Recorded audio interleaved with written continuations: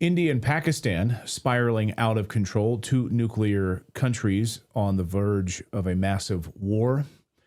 Where did this start? How did this start? And did Western intelligence, such a dirty word, did they play a role in the latest terror attack in Kashmir? Did Western intelligence stir this whole thing up? This is really the nugget I think we've been looking for and wondering how this evolved and what is the latest on all of this. Let's ask former CIA analyst Larry Johnson, who just wrote a whole piece about this, asking the very question, did Western intelligence play a role in the latest terror attack in Kashmir? So we wanted to go right to the source, former CIA analyst Larry Johnson. Larry, great to see you. So I think this was a lot of Americans trying to wrap their head around, how did this start? Was just some sort of a organic terrorist attack, and now India's firing missiles in, and Pakistan says we are prepared to use nuclear weapons as of just a few minutes ago, saying they are prepared to use nuclear weapons. So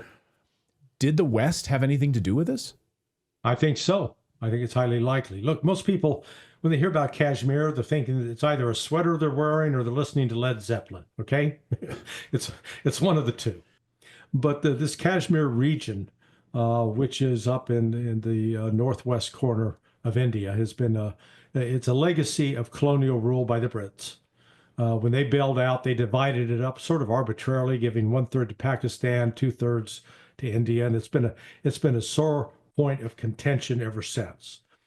But Pakistan's relationship with U.S. intelligence is profound and deep. Recall that one of the early CIA programs was running U-2 airplanes, the spy planes over the Soviet Union. Gary Powers got shot down, I think it was 1962. Well, those planes, right. those planes were based out of Pakistan. We're running them out of Pakistan. Then when the Soviets invaded Afghanistan, again, much as a result of a U.S. provocation in 1979, lo and behold, the United States then starts using Pakistan as a funnel for training radical Islamists to carry out attacks against the Soviets. And in the course of that, we developed relationships with a whole variety of nasty Sunni Islamic terrorist groups.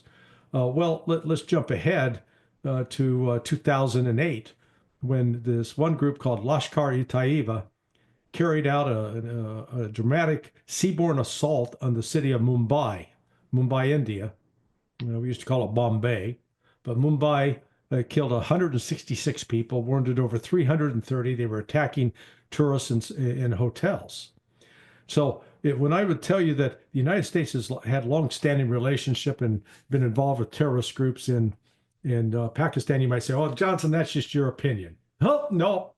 Last week, 2 weeks ago, the defense minister of Pakistan, Asif, came out and said that Pakistan has been doing the dirty work for the United States with these terrorist groups for more than 30 years. And he knows exactly, not my words, his words. So he admitted to it. So here we get this terrorist attack that took place 2 weeks ago in Kashmir. It was hitting a tourist site, not a terrorist site, but a tourist site. There was no reason for this other than you could say, well, just the group wanted to make sure that it was no longer tourist friendly. But I maintain that whether it's the CIA or MI6, the Britain's intelligence service, one of the aspects in this is to do at least a couple of things: heighten the tensions, provoke a conflict between India and Pakistan in hopes that this is going to create problems for India's relationship with China, as well as a way to subvert BRICS. Because under BRICS, you've got Russia, China, India, and then Brazil, South Africa. Those are the West has a great desire to destroy India's ability. No, we just learned today that India and Iran have inked a significant trade deal. And I imagine India is going to get attacked by the West for that as well. So I think the odds are very high that there were Western intelligence interests behind this. We have every reason in the world from the standpoint of the United States to try to weaken India, to try to hurt India, to try to keep India from getting into BRICS. We want to control India. That's the West objective. And we've done it through this long-term relationship with Pakistan, where the CIA and Pakistan have been joined like this. A lot of money going back and forth. Well, and there's a lot of past support for terrorist groups at the behest of Western powers with Pakistan. So this isn't some new thing. I mean, we love to use these terrorist groups. We love to fund them and utilize them for our own purposes. Heck, we had Congressman Kurt Weldon on, who talked about how initially our intelligence services knew that bin Laden was being housed and kept inside of Iran before we coordinated with the Pakistanis to move him into Pakistan. And we pretended like, we didn't know anything about him. Osama bin Laden just wound up in a facility inside of Pakistan. No. Yeah. We knew all about it and we coordinated it. Yeah, I think part of that, I think Kurt is getting a lot of bad information on that. I strongly disagree with him. Iran was not protecting bin Laden, but that's part of the storyline that the intelligence community will put out to smear Iran, to make Iran the enemy. The reality is Pakistan, when bin Laden fled Afghanistan, he went to Pakistan. And he stayed in Pakistan. He didn't decide I'm not safe here, I'm going to go to Iran. Are you kidding me? And the Pakistanis had him. He was basically being held by the Pakistanis as a prisoner. We knew it. And that night, when we conducted the raid to get him, it was done with full cooperation of Pakistan. They shut down all their air defense systems. They turned off all the power in the valley. They didn't have any offensive. They let us fly in and grab him. It was an uncontested assault. Right. SEAL team, but the story we were hearing is they didn't even know we swooped in the dark of night. Oh, yeah. We did it without even talking to Pakistan. Right. Yeah, horseshit. Aren't we great? Absolute horseshit. Yeah, absolutely. Right. So, it is Pakistan, but there's another aspect here, and this takes us off in the Seth Rich direction. The Pakistanis, this guy, Ewan, who was managing the computer servers for the DNC and for several members of Congress. Okay. He was a Pakistani ISI asset. He also was an FBI informant, but he was playing a double game. He was really working for Pakistan. But one of the possible explanations for the murder of Seth Rich is that the Pakistanis killed him to try to keep the information about their control over those servers from getting out. Huh. Wow. So considering the historical tensions between India and Pakistan, basically you're using this almost like a tinderbox then. The CIA, MI6, these tensions.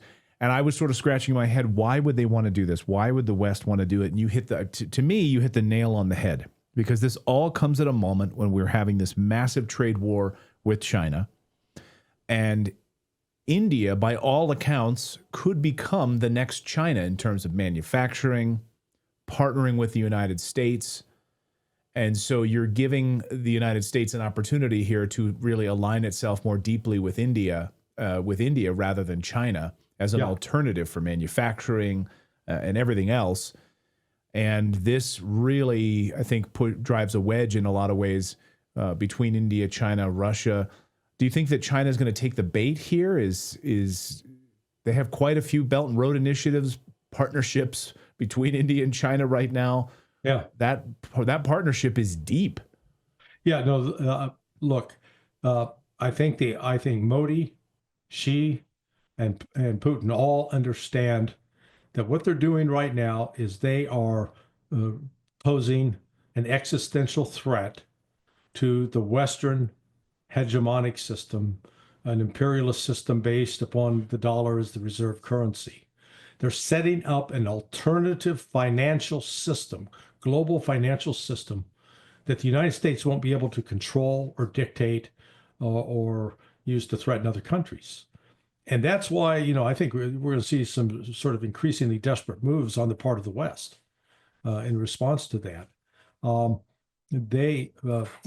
and Xi in particular, they understand profoundly the stakes that are at play here, because the United States is not at all hidden. It's expressions of identifying both as enemies that have to be militarily defeated. You can't keep making those kinds of threats to these countries and pretend that they're not going to take it seriously. They absolutely do take it seriously. So this is, in India is just another football in this game as far as the U.S. is concerned. But India's got long-standing ties with Russia. It goes, good Lord, it goes back over 50 years.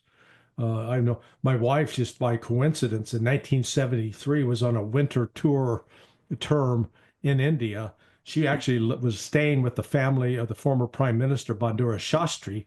Shastri had died the previous year, 72, in Moscow of a heart attack.